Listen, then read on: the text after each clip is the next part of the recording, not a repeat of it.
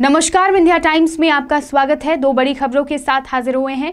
पहली खबर की बात करते हैं। मध्य प्रदेश में कोरोना की दूसरी लहर कम होती जा रही है, लेकिन मुसीबत अभी कम नहीं हुई है। तीसरी लहर को लेकर मध्य प्रदेश में चेतावनी जारी की गई है, लेकिन इस बीच सवाल यह है कि क्या मध्य प्रदेश सरकार उसी तरह मुस्तैद है तीसरी लहर से निपटने के लिए। प्रदेश सरकार का यह बार बार कहना है कि तीसरी लहर से निपटने के लिए सरकार अलर्ट मोड पर है और तमाम काम किए जा रहे हैं तीसरी लहर से जनता को बचाने के लिए। लेकिन एक मीडिया रिपोर्ट के मुताबिक जिस तरीके से दूसरी लहर में ऑक्सीजन की कमी देखी गई, ऑक्सीजन की जरूरत जनता को थी, मरीजों को थी, और इसके लिए बहुत तेजी से ऑक्सीजन प्लांट मध्य प्रदेश के कई जिलों में लगाने के निर्देश मुख्यमंत्री शिवराज सिंह चौहान ने दिए थे। लेकिन अब जब कोरोना की दूसरी लहर सुस्त होती जा रही है, वैसे वैसे अब ऑक्सीजन प्लांट लगाने का काम भी सुस्त होता दिख रहा है। कई जिलों में ऑक्सीजन प्लांट लगाने के निर्देश दिए थे, लेकिन अभी भी कई ऐसे जिले हैं जहां पर ऑक्सीजन प्लांट लगाने के कार्य की जो गति है वो काफ़ी धीमी होती जा रही है। सवाल यह है कि अगर इस तरीके से कार्य में धीमी गति देखी जाएगी तो क्या तीसरी लहर से हम निपट पाएंगे?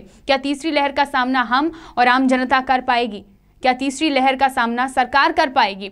और क्या तीसरी लहर को जनता से बचाया जा सकता है? अगर लापरवाही बरती गई और अगर सरकार काम में देरी करती है, प्रशासनिक अमला काम में देरी करता है, तो तीसरी लहर भी भयावह हो सकती है और तीसरी लहर भी जनता पर हावी पड़ सकती है। सरकार की कार्यप्रणाली पर फिर से सवाल खड़े हो सकते हैं। इसलिए जो रिपोर्ट्स हैं उनके मुताबिक ऑक्सीजन प्लांट लगाने की कई जिलों में बात कही गई थी और अब वहां पर कार्य जो है वो धीमी गति से चल रहा है, जो कहीं ना कहीं आगे मुसीबत खड़ी कर सकता है। ये लापरवाही आगे बड़ी चुनौती बन सकती है। इसलिए तीसरी लहर से निपटने के लिए हमें तो सावधान हो जाना चाहिए, हमें अभी भी नियमों का पालन करना चाहिए, लेकिन सरकार को भी ये ध्यान देना चाहिए कि तीसरी लहर से निपटने के लिए जो भी कार्य हैं, जो भी इंतजाम हैं, उनमें धीमी गति ना हो, वह धीरे ना हो, और उसी तेजी से हमें आगे भी कार्य करना है जिस तरीके से कोरोना की दूसरी लहर की भयावहता के दौर पर हमने किया था। और यही तेज गति हमें तीसरी लहर से बचाने का काम करेगी।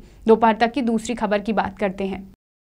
मध्य प्रदेश में मानसून दस्तक दे चुका है और कई जिलों में लगातार बारिश की खबरें भी सामने आ रही हैं। आपको बता दें कि रिपोर्ट्स के मुताबिक मध्य प्रदेश में जून महीने में 16 दिनों में ही प्रदेश में सामान्य से ज़्यादा बारिश हो चुकी है। मध्य प्रदेश में लगातार बारिशों का दौर जारी है और मौसम विभाग ने पहले ये घोषणा कर दी थी कि समय से पहले मध्य प्रदेश में बारिश होगी। मौसम विभाग ने बताया है कि पिछले 24 घंटे में दतिया में 30.8 मिलीमीटर, श्योपुर कला में 5.0 मिलीमीटर, नरसिंहपुर में 2 मिलीमीटर, सतना में 14.7 मिलीमीटर, रीवा में 21.6 मिलीमीटर, सीधी में 5.6 मिलीमीटर और तमाम प्रदेश के ज़िलों में बारिश दर्ज की गई है। और प्रदेश के कई ज़िलों का तापमान भी अब ठंडा हो चुका है। मौसम विभाग के आंकड़ों के मुताबिक मौसम विभाग ने प्रॉपर आंकड़ा दिया है। रीवा में 28.2 डिग्री तापमान है और ये सब बारिश के कारण ही हो रहा है। और आगे आने वाले समय में भी